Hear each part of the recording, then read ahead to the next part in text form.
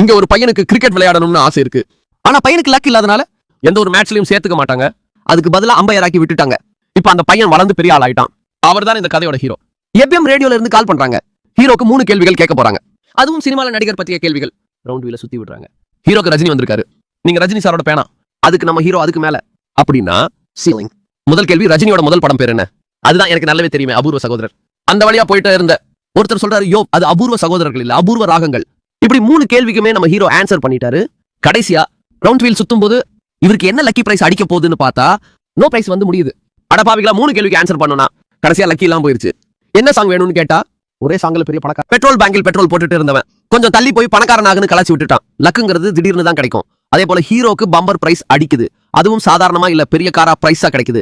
அந்த கார் வந்ததுல இருந்து ஹீரோக்கு இதுதான் நம்முடைய லக்குன்னு நினைச்சுக்கிறாரு. இப்படி ஒரு டைம்ல கார் மிஸ் ஆகுது. சொல்ல போனா ஆட்டைய போட்டுட்டான். இந்த கார் இல்லாதனால ஹீரோ ரொம்ப அசிங்கப்பட்டு கேவலப்பட்டு ரோட்டுக்கே வந்துட்டாரு. ஒரு வழியா காரும் கிடைக்குது. அதிர்ஷ்டம்ங்கிறது உழைக்காமல் வரக்கூடியது. எனக்கு அதிர்ஷ்டம் நான் என்னோட குடும்பம் தான் அப்படி சொல்லி இந்த கதையும் முடியுது.